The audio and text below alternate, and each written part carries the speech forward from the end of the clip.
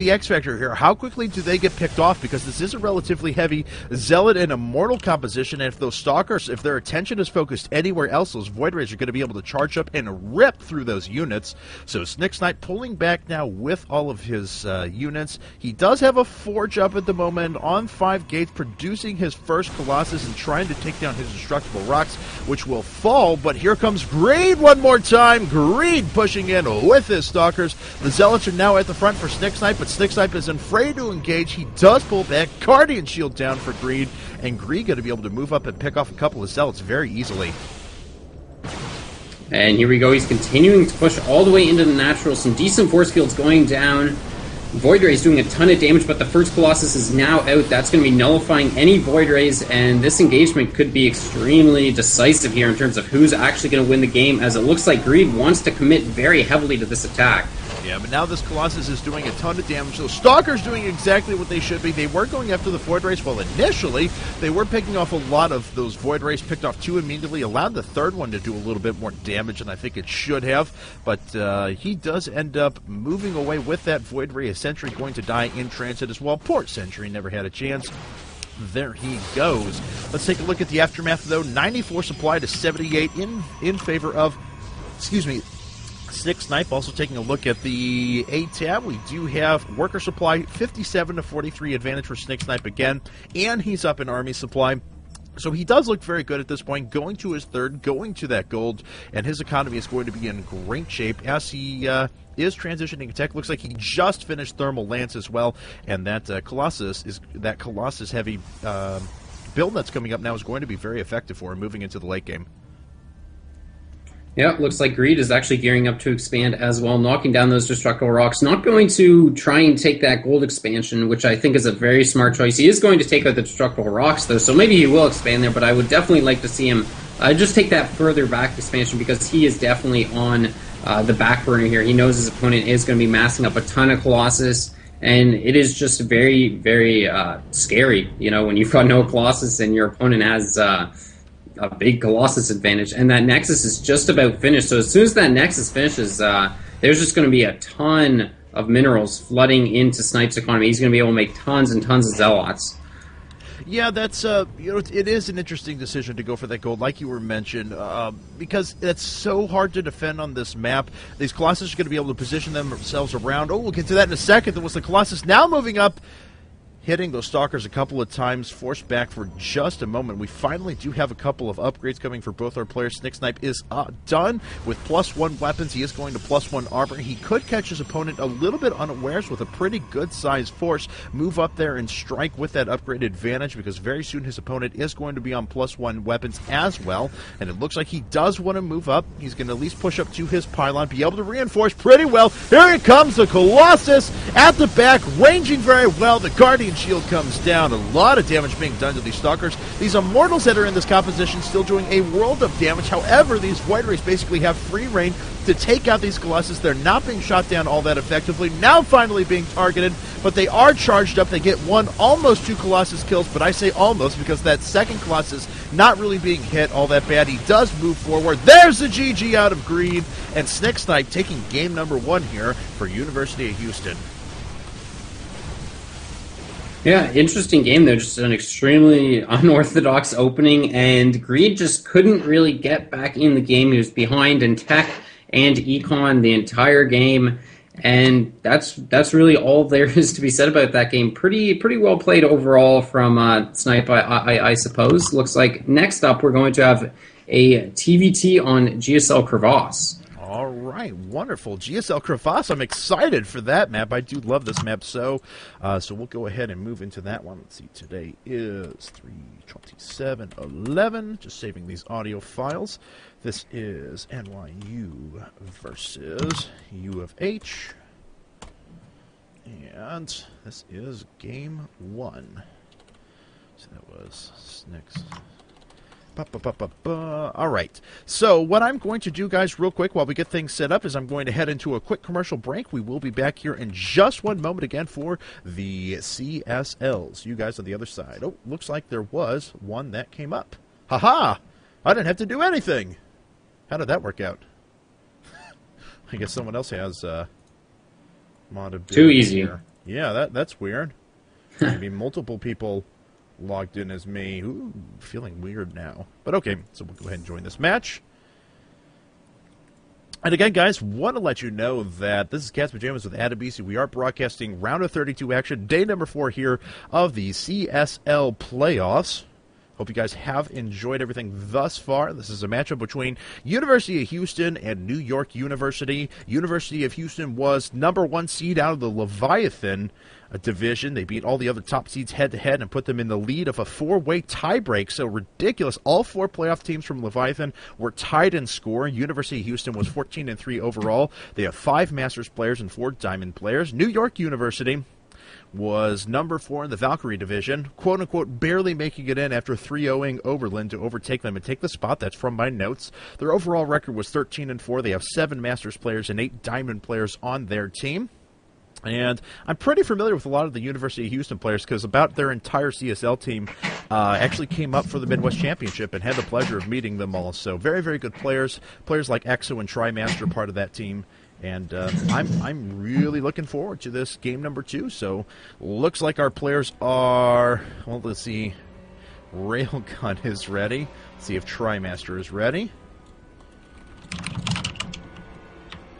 Says he needs just 1 second, and we'll be there here in just 1 minute. So definitely going to be a lot of pressure on Railgun here. He's, you do not want to go down 2-0 in the series, especially with that 2v2 coming up next, because, in a 2v2, anything can happen. So Railgun definitely going to be looking to tie up this series with this game. A lot of pressure. Oh, definitely, and he's certainly got his work cut out for him as well. Like I mentioned, TriMaster is a 4,000 Masters Terran player, very, very good player. Railgun himself is a 2,200 Masters Terran player with a very good set there. So, all right, so GLHF to our players. Let's move into game number 2.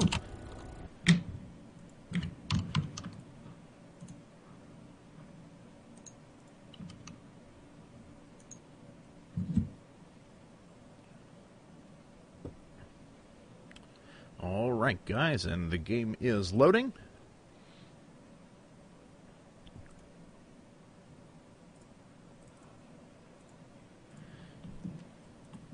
And we are going to be recording here in 3, 2, 1, mark. So thanks, guys, again for joining us. This is the Cat's Pajamas with NYU. We are broadcasting game number 2, yes, game number 2 out of a CSL playoff set between University of Houston and New York University. New York University's representative down here in the bottom right-hand corner of GSL Crevasse. He is Kevin Railgun Zhao, a 2,200 Masters Terran player. He has a 57% win rate on Battle.net on the league. He's an impressive, as it says here, 12-1 1v1 in the CSL. Wow, that is impressive. He's on a 9-game winning streak and is undefeated against CSL Terrans. He is 4-0 in those matchups. He is NYU's coordinator, better known on Team Liquid as Kinky. His opponent, down here in the bottom left-hand corner, is our Green Terran player, Joshua Niven, brother to Snick Snipe that played before. He is TriMaster, a 4,000 Masters Terran player. A 56% win rate on the ladder. He's 12-0 in a 1v1 record for the CSL, 1-1 in 2v2 against Terrans. He is undefeated, 5-0. So both these guys have a combined 9-0 record in TVTs. They are 24-1 overall in CSL matches. This is going to be a ridiculously good match, NYU. Yeah, this is pretty exciting. I love this map, too. We already see these guys with their build orders developing, both of them opting to take the gas, which is interesting. On the very large GSL maps in TVT, we're even seeing players start to go for command center first builds, but these guys are just sticking with the basic bread and butter, getting their gas up. So I'm curious what we're going to see. I know that you've cast a lot of TriMaster games. Is he the type of player who loves Banshees? He can. He loves Banshees. He also loves a lot of bio drops and harassment and things like that as well. But he does like to be a pesky player from time to time. I haven't actually spec'd a lot of his TVTs, so I'm not sure how he's going to take this approach. Again, the majority of the matches that I've casted with him did come in during that Midwest Championship as well, apart from a few he's been in my ladders and stuff like that, or in my King of the Hills. Looks like he's actually going for a Reaper first build, probably into a fast expand. So a Reaper coming up at the moment. But no, I'm actually just as curious as you are to see how he ends up playing out at TVT, because I've seen his, other race matchups quite a bit more than this one. Yeah, it looks like both players are actually going for a Reaper, which is pretty interesting. Railgun opted to get out one Marine first, and I do believe that both of them actually got to scout each other pretty fully, but TriMaster didn't get to see that tech lab there, so he's a little bit in the dark, and down goes that command center, and very boldly actually taking the more mineral and gas-heavy expansion outside as opposed to the in-base natural, which is a very interesting choice as well. Yeah, I like that, though. I mean, because this is still a small enough choke point to actually get to this, unless you want to walk all the way around the map and go through the destructible rocks, that it's still pretty easily defended by a couple of bunkers or siege tanks, so that's not a bad idea. TriMaster comfortable in his abilities, and just due to the positioning of railguns, command center as well, I think that he's got to be thinking the exact same thing, so he'll be floating that over to his full mineral, full gas expansion as well, and looks like we are going to move into a pretty long macro match. Railgun just putting up his second barracks at the moment. There are Reapers out on the field going against each other. Railgun actually did pick off the SCV that was building the command center over at TriMaster's base. A Marine comes out to try and do some damage, and Railgun's Reaper is forced away. It looks like the Reaper for Snicksype tried to get into the base of Railgun, didn't really do all that much damage, and looks like we have yet another couple of Marines coming out for TriMaster at the moment. Yeah, that was really huge, actually, picking off that SCV, and looks like he's coming in with 2 Reapers now, and these 2 Reapers could do a ton of damage. Pretty nice micro here, just kiting back, continuing, taking out this SCV, and you can see just how long it's taking for him to be able to finish off this command center, and that Reaper just still continuing to harass, doing such a great job. Very, very nice control here from Railgun. This is one of the most tedious things that you can really deal with as a Terran player, and it's the kind of stuff that will start really messing up your macro in general. You start missing depots, and it just becomes harder to judge the flow of the game when you're down 4 SCVs like that early on. Not to mention just all the Marines he lost, and the fact that Railgun, he's been able to hide his tech. His opponent's not going to be aware of all these barracks and the factory up, and I imagine he's going to, actually getting a tech lab on that factory. I was kind of thinking he might just go for the mass bio Marine King style of play, but looks like he's just going to be playing a bit more calmly, probably getting out some siege tanks, but still could go any number of ways. He's just in a pretty good spot here, up about 4 workers on his opponent. That orbital command is finished upgrading, and you can see how TriMaster is actually building some turrets in his mineral lines because he really does not know what's coming at all, and he's just going to play safe, which is definitely the smart thing to do, but it's going to put him a bit behind. Yeah, absolutely. And going into that, when the orbital commands were first coming up, his Railgun actually has to rally his SCVs over at his natural. The one SCV was just kind of sitting there for a while, now going to build a refinery. Railgun was actually back by about, 10 or 15 seconds, even putting up that command center in general, and he actually finished his command center about 20 seconds ahead of his opponent and started his orbital command going into that. Really, kept him up as he was a little bit behind, favoring a couple of earlier SCVs rather than going straight for the Reaper as quickly as possible. Really got him back into it and really provided a nice advantage, as RB tab shows that Railgun is up by 8 food now, and when you're talking that's about 20% of the total food for an individual army right now, that's a significant advantage. Now up by 12, as a matter of fact, as he is producing a Banshee, along with putting up an engineering bay, mass Marines, a siege tank, and combat shield all at the same time.